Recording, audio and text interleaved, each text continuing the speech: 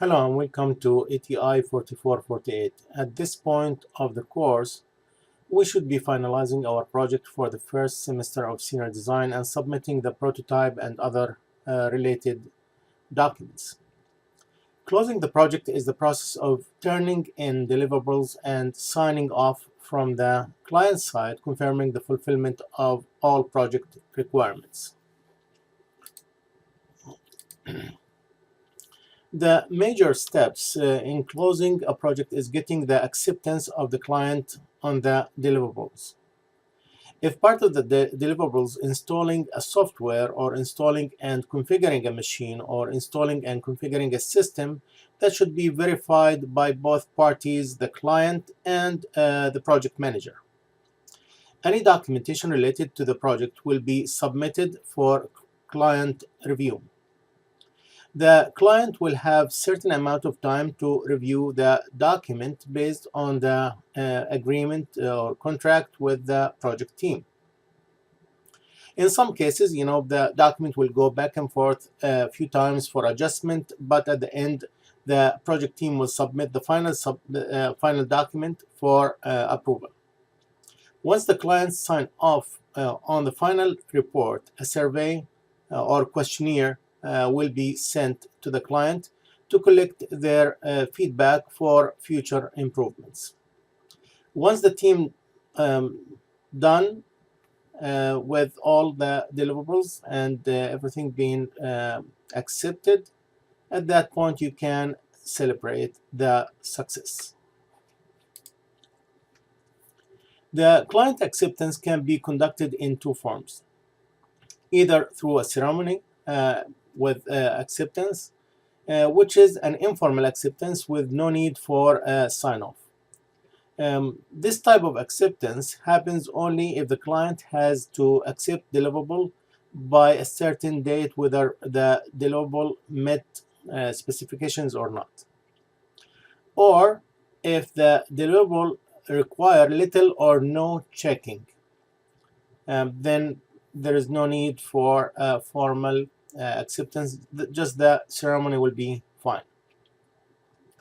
The other type of acceptance is a formal acceptance, which includes inspection of deliverables using checklists, initial contract, and project requirements. So we go over all the documents that we have, including like a checklist that we make, and we make sure that the deliverables has been met. This type of acceptance requires a formal sign-off before customer accepts the deliverables. As we stated before, part of the project deliverables will be or might be installing, configuring, and tuning or turning other documents or other products. The contractor has to make sure that everything is working fine. If the contract includes service, then the contractor should deliver the required service based on the project agreement. In most cases, a report will be provided with a recommendation based on project agreement. The project deliverables include any tangible or intangible product or products that have been agreed on in the contract. All what has been done in the project should be also documented internally. The documentation will provide a reference for future changes in deliverables. It will provide historical record for estimating duration and cost on the future. If you remember, we said that how do you know what is the duration for the project or for an activity? You go back to previous projects, and from the historical data, you can find the duration of a project. So this is part of it. The documentation of the project and the activities of the project, the tasks, subtasks, all that will provide you with not only the duration but also the cost of that activity. What kind of resources do you need for each activity?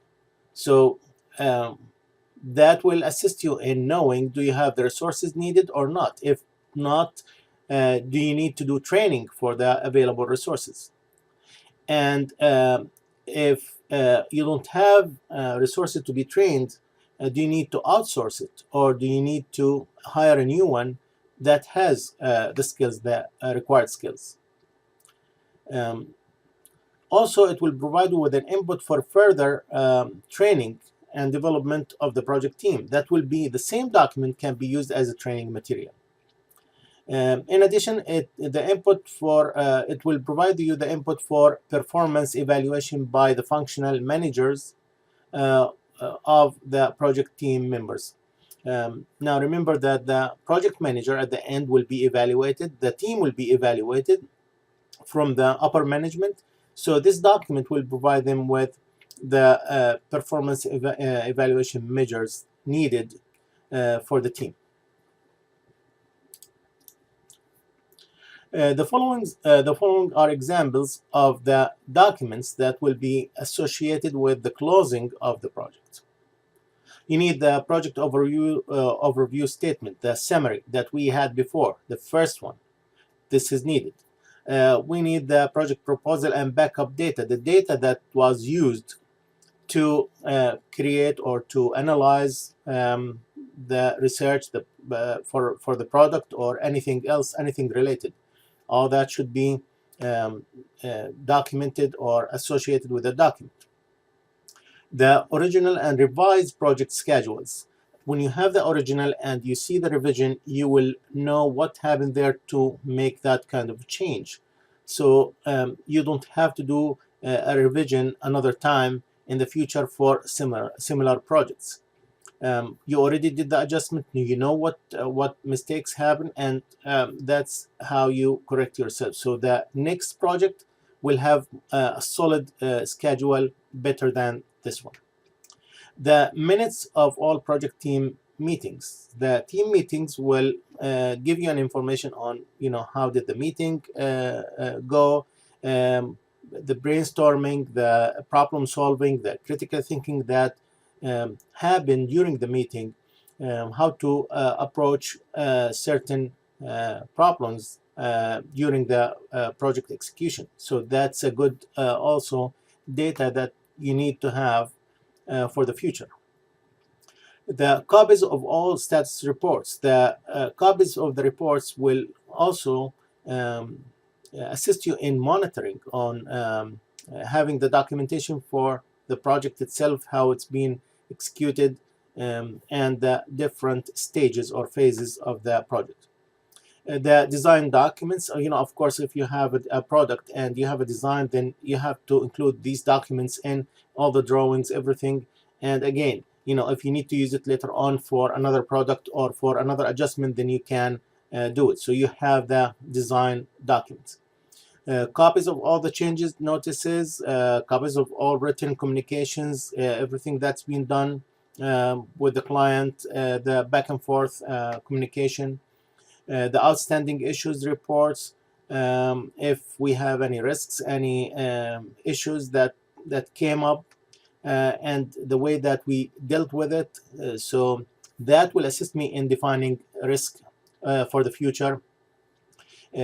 Assumptions, limitations, constraints, all that will be in the report using that.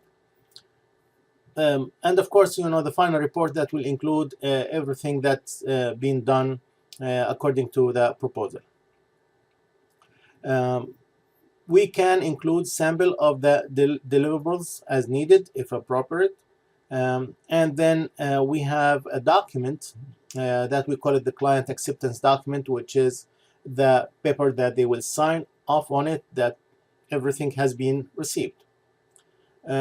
We could include also in the document, or we could associate with it, the post-implementation audit report, which is a report that can be in a form of questionnaire or survey or any other comments that can be provided by the client, and that will assist me in improving future projects. One of the main things we mentioned at the beginning is the post-implementation audit, and we just mentioned that too.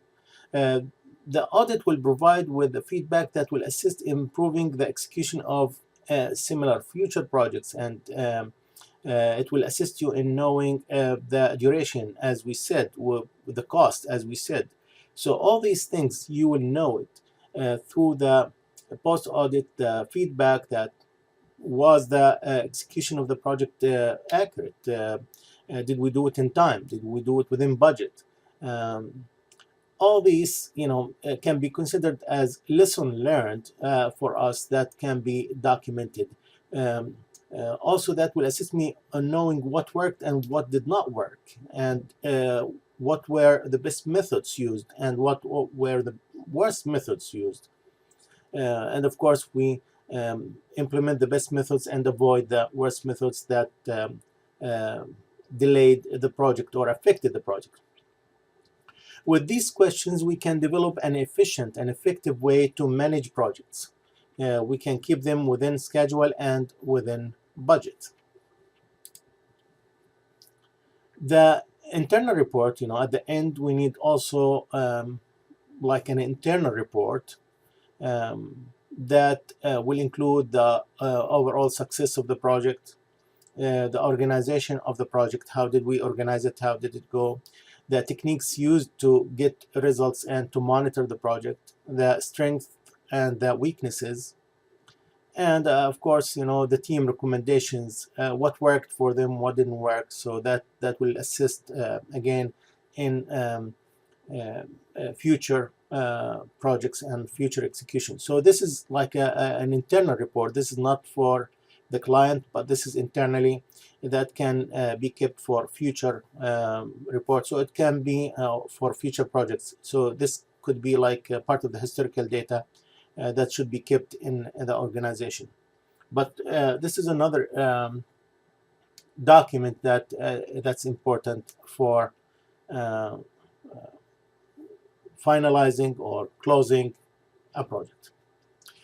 That will be all for this session. If you have any questions or concerns, you can either email me, Skype, call, or you can come in person during office hours to my office. And if you need any help, just let me know. Have a great day.